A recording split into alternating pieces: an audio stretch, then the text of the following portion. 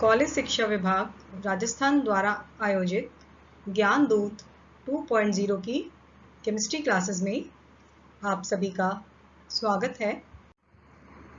और आज जो हम टॉपिक यहाँ पढ़ेंगे वो है नाइट्रोएल्केन्स एंड नाइट्रोएरीन्स।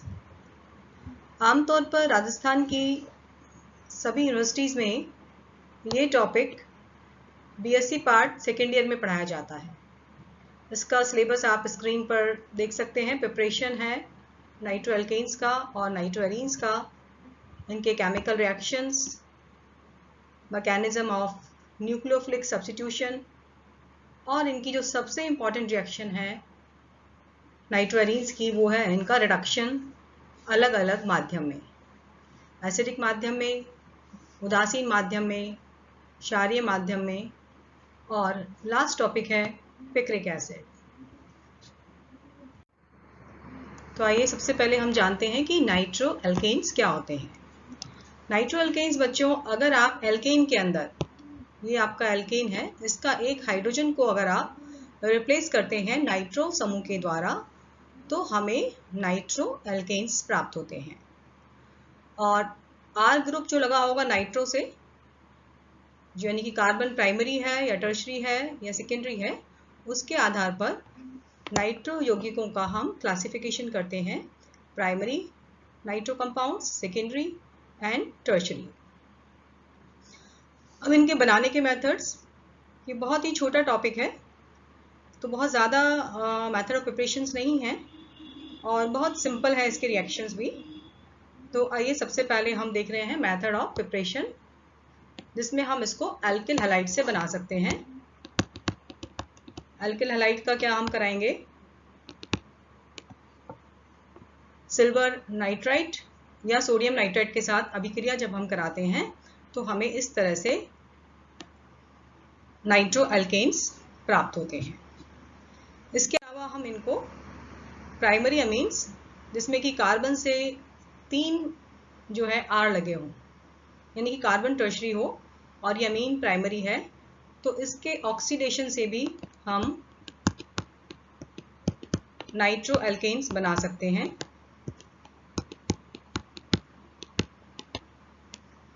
इस तरह से। अब आती है इनकी फिजिकल प्रॉपर्टीज। प्योर फॉर्म में नाइट्रोएल्केन्स रंगहीन तेलीय द्रव होते हैं और इनकी एक प्लेजेंट स्मेल होती है। सबसे इम्पॉर्टेंट, जब केमिकल रिएक्शन की हम बात करें तो इसकी जो सबसे इम्पॉर्टेंट रिएक्शन है वो है रिडक्शन। रिडक्शन के द्वारा जो प्रोडक्ट हमें मिलता है वो इस बात पर निर्भर करता है कि अपचयन हमने किस मीडियम में किया है। अगर हम अपचयन लिथियम एल्युमिनियम हाइड्राइड अभिकर्मक की उपस्थिति में करते हैं तो हमें इस तरह से मिलती हैं अमीन्स।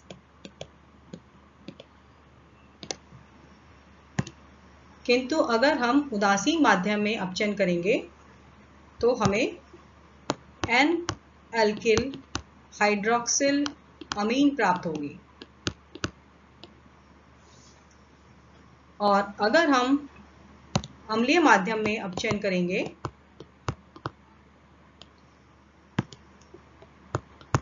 तो हमें हाइड्रोक्सिल अमीन प्लस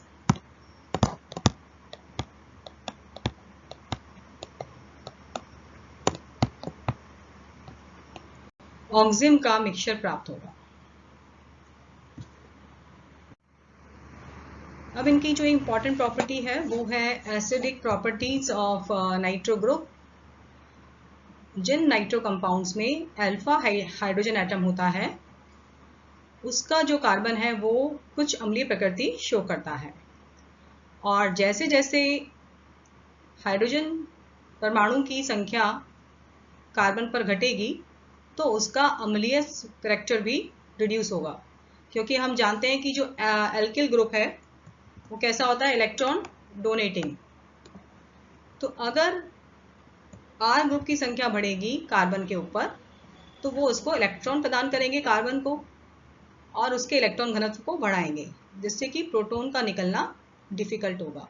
इसीलिए अगर एल्किल ग्रुप की संख्या बढ़ेगी तो एल्किल समूह के इलेक्ट्रॉन डोनेटिंग प्रभाव के कारण नाइट्रो एल्केन्स की एसिडिटी रिड्यूस होगी और इस कारण ये चलाव्यवता यानी कि टॉर्टोमेरिज्म भी शो करते हैं। तो यहाँ से अगर ये देखिए प्रोटॉन जो है ये ट्रांसफर हो गया है इसके ऊपर, तो ये इनॉलिक फॉर्म हो गई है और इसको हम कहते हैं इस फॉर्म को ऐसी फॉर्म। ये वाली जो फॉर्म है इसे हम कहते हैं ऐसी फॉर्म और ये है नाइट्रो फॉर्म। नाइट्रो कंपाउंड्स जो हैं क्षारीय माध्यम में सोडियम लवण बनाते हैं और यहाँ आप लोग देख सकते हैं कि क्षार की उपस्थिति में देखिए डीप्रोटोनेशन हो गया है और ये जो हमें ऐसी फॉर्म मिली है और अब इसका अनुनाद संरचना बना सकते हैं।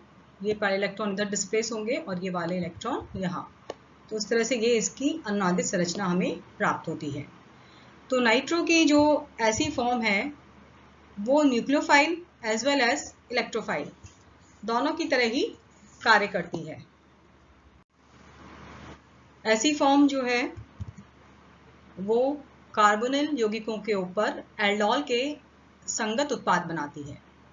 यहाँ इस रिएक्शन के अंदर ये एज ए न्यूक्लियोफाइल काम करेगा ऐसी फॉर्म, और कार्बोनिल के कार्बन पर जो कि ये पॉजिटिवली चार्ज है ये नेगेटिवली चार्ज, और इसके ऊपर इसका अटैक होकर एल्डोल के संगत यानी कि बीटा नाइट्रो अल्कोहल्स हमें प्राप्त होंगे। इसी तरह से ये नाभिक स्नेही योगात्मक अभिक्रियाएं जैसे कि हम माइकल रिएक्शन कहते हैं, तो या 1,4 योगात्मक अभिक्रियाएं भी शो करती हैं। तो यहाँ आप देख सकते हैं कि इस तरह से ये न्यूक्लियोफाइल है जो ये यहाँ पर अटैक कर रहा है और इस तरह से हमें ये योगात्मक उत्पाद प्राप्त हो रहा है। ऐसी फॉर्म एज ए इलेक्ट्रोफाइल भी कार्य करती है।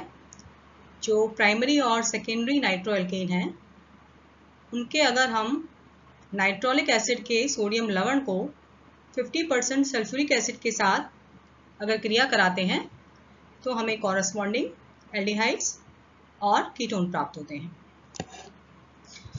इस रिएक्शन में आप लोग देख सकते हैं यहाँ ये है नाइट्रो एल्केन प्राइमरी, क्षार के साथ ट्रीट किया तो ये सोडियम लवण बन गए नाइट्रोलिक एसिड्स के, और ये इसका आप रेजोनेंस स्ट्रक्चर बना सकते हैं और इसको हम अम्लीय माध्यम में जब ट्रीट कर रहे हैं तो हमें इस तरह से एल्डिहाइड प्राप्त हो रहे हैं।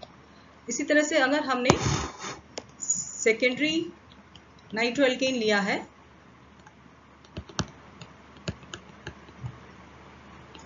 और इसका हम क्षार के साथ अभिक्रिया कराने पर तो इसके भी नाइट्रोलिक एसिड का सोडियम लवण हमें प्राप्त होगा और जो कि अनुनाद के द्वारा इस प्रकार से इस फॉर्म में तब्दील हो जाएगा,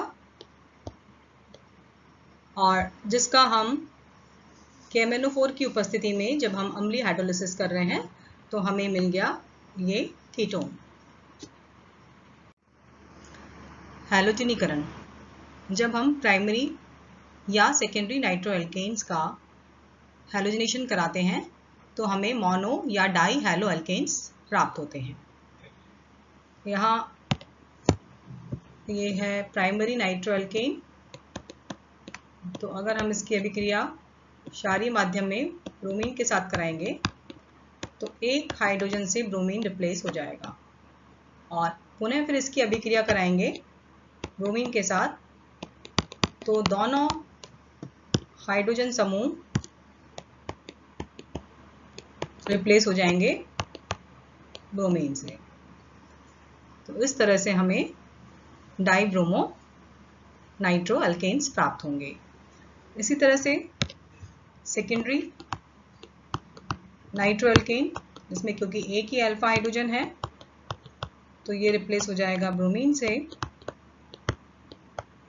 तो इस तरह से बहुत ही सिंपल रिएक्शन है, सिर्फ आपको प्रतिस्थापन करना है हाइड्रोजन की जगह हैलोजन का। नेक्स्ट जो इम्पॉर्टेंट रिएक्शन है वो है रिएक्शन विद क्लोरीन। ये रिएक्शन थोड़ा इम्पॉर्टेंट है क्योंकि यहाँ जब हम प्राइमरी नाइट्रोएल्केन्स की अभिक्रिया कराते हैं क्लोरीन के साथ तो ये बनता है क्लोरोपिक्रीन। तीनों हाइड्रोजन रिप्लेस हो जाते हैं क्लोरीन के द्वारा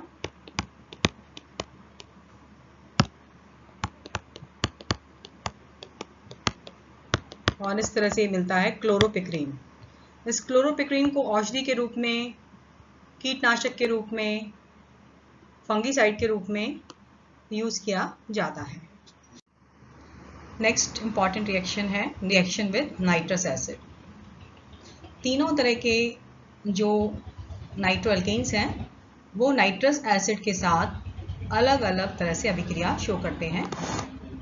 अगर हम प्राइमरी नाइट्रोएल्केन लेते हैं और तो आपको जो पानी निकालना है वो आपको देखना है कि कैसे निकालना है। देखिए यहाँ पर 2 अल्फा हाइड्रोजन है तो ये और ये वाटर निकालेंगे आप और इस तरह से बचे हुए पार्ट को आप जोड़ देंगे।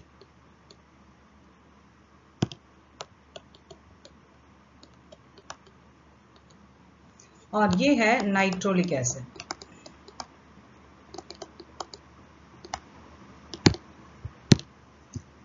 अब ये जो है सेकेंडरी नाइट्रोएल्केन, इसमें आपको ये H एक अल्फा हाइड्रोजन और नाइट्रस एसिड का OH, ये वाटर आप मॉलिक्यूल बाहर निकालेंगे और इस तरह से बचे हुए पार्ट को यहाँ क्या लगा है NO2 और ये है N डबल बॉन्ड, इसको हम कहते हैं सूडो नाइट्रॉल।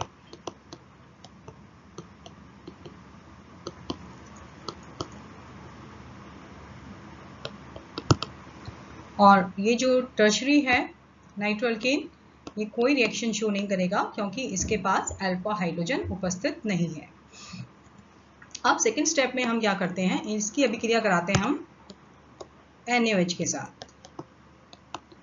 ये जो नाइट्रॉल और नाइट्रोलिक एसिड बना है इसकी अभिक्रिया हम क्षार के साथ कराएंगे। तो क्षार के साथ कराने पर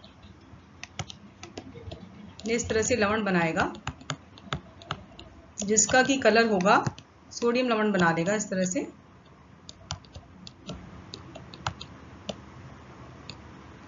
और इसका कलर होगा रेड। और इसमें जो हम डालेंगे क्षार तो इसका कलर बनेगा ब्लू और ये कोई अभिक्रिया नहीं देगा।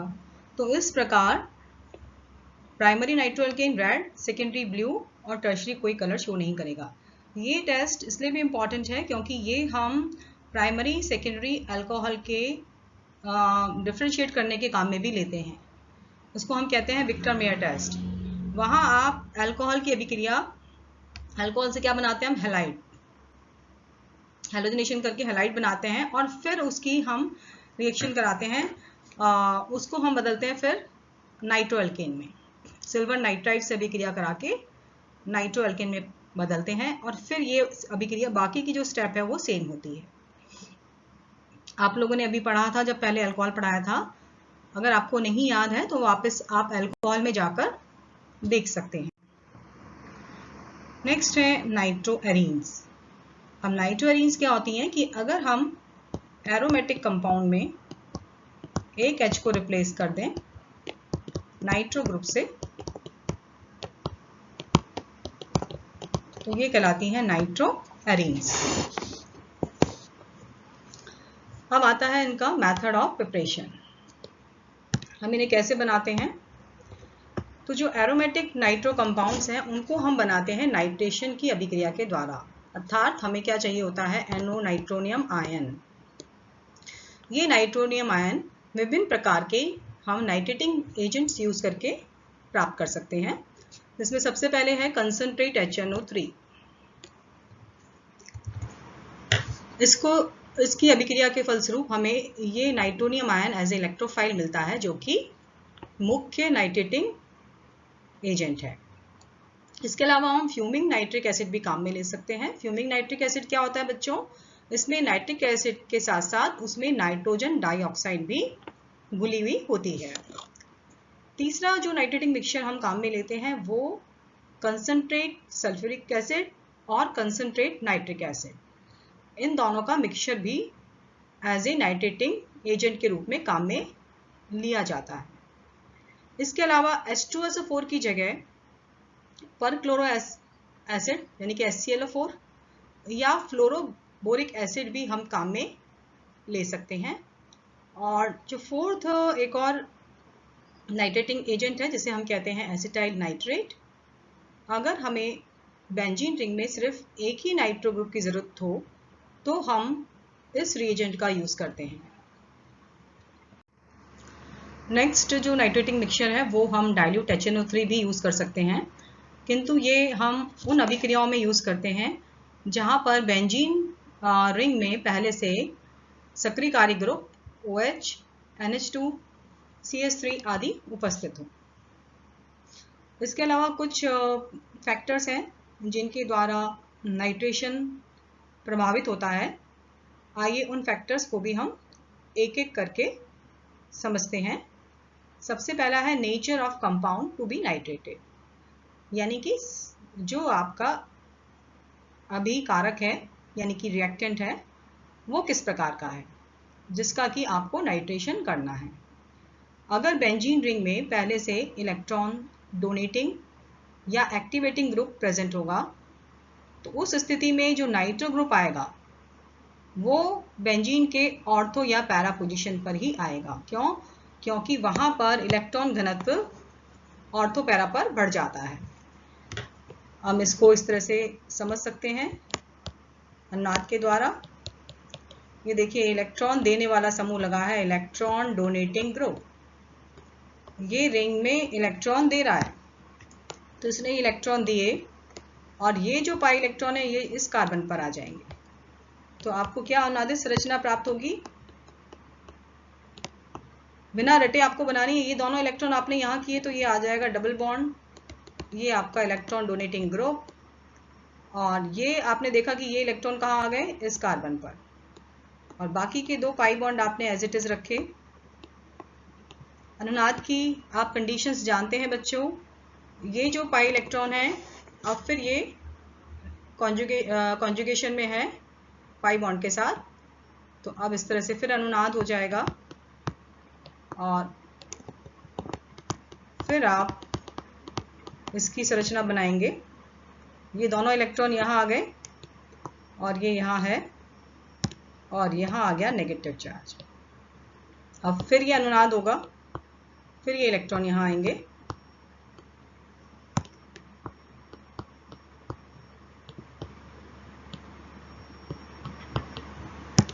और यहाँ आ गया नेगेटिव चार्ज।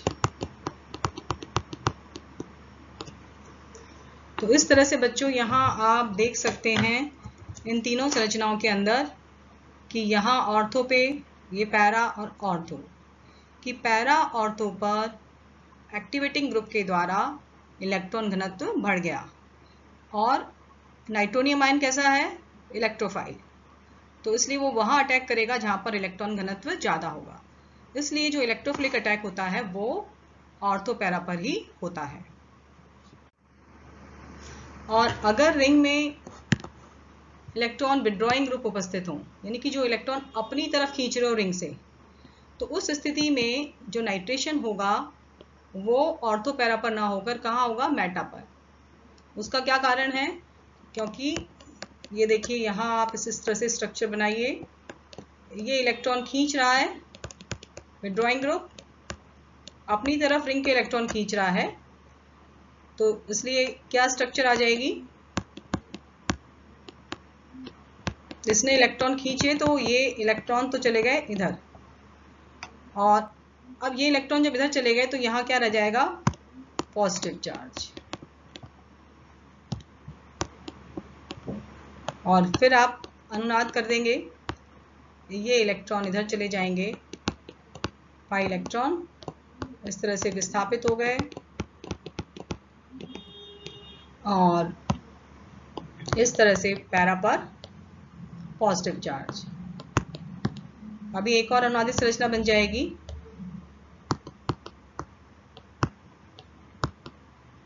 ये इस तरह से, ये बहुत इजीली आप बना सकते हैं, सिर्फ आपको नाद करना होता है ये बिना रटे। तो अब आपने देखा कि यहाँ पॉजिटिव आया ऑर्थो पे, पैरा पे, फिर ऑर्थो पे, अर्थात प्लस का मतलब क्या हुआ, इलेक्ट्रॉन घनत्व घट गया। तो इसलिए अब नाइट्रोनियम आयन ऑर्थो पैरा पर नहीं आ सकता, क्योंकि मेटा पर कोई चेंज नहीं हुआ।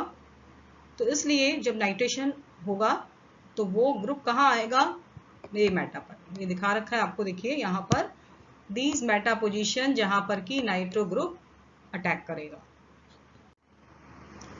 नेक्स्ट जो प्रभाव पड़ता है वो पड़ता है टेम्परेचर का, कि हम जो नाइट्रेशन कर रहे हैं वो किस टेम्परेचर पर कर रहे हैं। अगर हम नाइट्रेशन लो टेम्परेचर पे कर रहे हैं तो हमें मोनो नाइट्रो कंपाउंड प्राप्त होगा, किंतु अगर हम हाई टेम्परेचर कर रख देते हैं, जैसे कि यहाँ हमने 100 के आसपास कर दिया है, तो अब ये डाई नाइट्रो कंपाउंड बना लेगा। इसी तरह से ये है बेंजोइक एसिड, इसका हमने नाइट्रेशन किया है, और तो ये चूंकि डीएक्टिवेटिंग ग्रुप है, देखिए पहले से प्रेजेंट ग्रुप डीएक्टिवेटिंग है, इसलिए जो नाइट्रो ग्रुप आएगा वो आएगा मेटा के ऊपर। और अब हम इसका फिर नाइट्रेशन कर रहे हैं हाई टेम्परेचर पे। तो हाई टेम्परेचर पे जब आप इसका नाइट्रेशन कर रहे हैं तो इस तरह से ट्राई नाइट्रो कंपाउंड आपको प्राप्त हो जाएगा।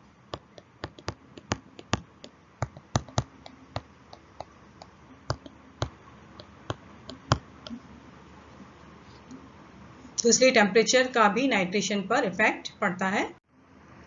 और नेक्स्ट है नेचर ऑफ नाइट्रेटिंग एजेंट, यानी कि जो नाइट्रेशन करने के लिए हमने अभी 5 प्रकार के नाइट्रेटिंग एजेंट पढ़े थे कि हम कौन सा नाइट्रेटिंग एजेंट काम में लें।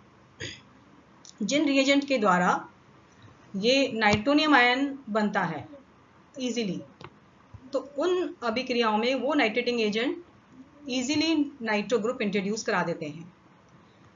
अगर अभी हमने ये है एसिटल नाइट्रेट, हमने पढ़ा था कि अगर हमें मोनो नाइट्रेशन कराना हो तो हम एसिटाइल नाइट्रेट का यूज़ करते हैं। तो ये देखिए हमें मोनो कराना है तो इससे ऑर्थो और पैरा, और हमने बेंजीन लिया है और यहाँ हमने नाइट्रेटिंग मिक्सचर लिया है। तो जो नाइट्रेटिंग मिक्सचर होता है HNO3 और H2SO4, उससे हमें इजीली नाइट्रोनियम आयन प्राप्त हो जाता है। इसी तरह से हम HNO3 के साथ अगर HBF4 यानी कि फ्लोरोबोरिक एसिड लेंगे तो हमें नाइट्रोनियम फ्लोरोबोरेट प्राप्त होता है। और इसी तरह से हमें परक्लोरेट से भी नाइट्रोनियम परक्लोरेट प्राप्त होता है। तो ये सभी अच्छे नाइट्रेटिंग एजेंट हैं, इनका हम यूज़ कर सकते हैं। नेक्स्ट फैक्टर है स्टेरिक हिंड्रेंस फैक्टर। अगर रिएक्टेंट में पहले से कोई बल्की ग्रुप जैसे कि आइसोप्रोपिल या टर्शियरी ब्यूटिल उपस्थित होगा तो उस स्थिति में जो बनने वाले प्रोडक्ट का रेशो है वो प्रभावित होता है। उदाहरण के तौर पर ये हम देख सकते हैं, यहाँ ये बल्की ग्रुप है, टर्शियरी ब्यूटाइल ग्रुप लगा हुआ है, और ये जो ग्रुप है ये इलेक्ट्रॉन डोनेटिंग ग्रुप है, यानी कि इलेक्ट्रॉन देने वाला समूह है। इसलिए जो नाइट्रेशन होगा उससे हमें 2 तरह के उत्पाद प्राप्त होंगे, ऑर्थो और पैरा, अर्थात नाइट्रो ग्रुप ऑर्थो पे आएगा और पैरा पर। किंतु जब नाइट्रेशन ऑर्थो पे होगा तो ये इसकी मात्रा कम होगी, और अगर नाइट्रेशन पैरा पे बनेगा तो ये ज़्यादा होगा। उसका रीज़न है क्योंकि यहाँ नाइट्रो जो ऑर्थो पर है यहाँ पर ये बल्की ग्रुप लगा हुआ है जो कि इसमें स्टेरिक हिंड्रेंस पैदा करेगा। इस कारण ऑर्थो प्रोडक्ट कम मात्रा में और पैरा प्रोडक्ट ज़्यादा अमाउंट में मिलेगा। इसके अलावा हम कुछ और मेथड्स के द्वारा भी नाइट्रो कंपाउंड्स बना सकते हैं, जैसे कि पैरा नाइट्रो एनिलीन। इसका हम पहले डाईएजो कंपाउंड बना रहे हैं NaNO2 और फ्लोरोबोरिक एसिड के साथ। तो इस तरह से डाईएजो फ्लोरोबोरेट हमें मिल जाता है, और फिर हम इसका कराते हैं डाईएजोटाइजेशन। तो इस प्रकार से ये डाईएजो ग्रुप नाइट्रो ग्रुप में चेंज हो जाएगा। इसके अलावा हम अमीन्स के ऑक्सीडेशन से भी नाइट्रो एरीन्स बना सकते हैं। ये अमीन है पैरानाइट्रो एनिलीन, इसका हमने ऑक्सीडेशन किया है, तो इस तरह से नाइट्रोसो कंपाउंड हमें मिला है। और इसका फिर हम नाइट्रेटिंग मिक्सचर HNO3H2SO4 के साथ अभी क्रिया कराएंगे, तो ये NO2 चेंज हो जाएगा, NO चेंज हो जाएगा NO2 में। और ये रिएक्शन इंपॉर्टेंट है, इससे हम TNT बनाते हैं, ट्राई नाइट्रोबेंजीन, यानी कि टॉलिन आप लेंगे। ये रिएक्शन एग्जाम में पूछ भी ली जाती है। इसका हम नाइट्रेशन करेंगे तो टॉलिन में ये देखिए, ये अभी हमने पढ़ा था इलेक्ट्रॉन डोनेटिंग ग्रुप है, तो ये ऑर्थो पर और पैरा पर इलेक्ट्रॉन डेंसिटी बढ़ जाएगी, तो देखिए तीन नाइट्रो ग्रुप आ जाएंगे। और फिर हमने कर दिया इसका ऑक्सीडेशन, तो ऑक्सीडेशन से CH3 समूह चेंज हो गया एसिड में। और फिर हम इसको फिर फर्दर इसको हीट कर देंगे, तो कार्बन डाइऑक्साइड बाहर निकल जाएगी और ये मिल जाएगा ट्राई नाइट्रोबेंजीन।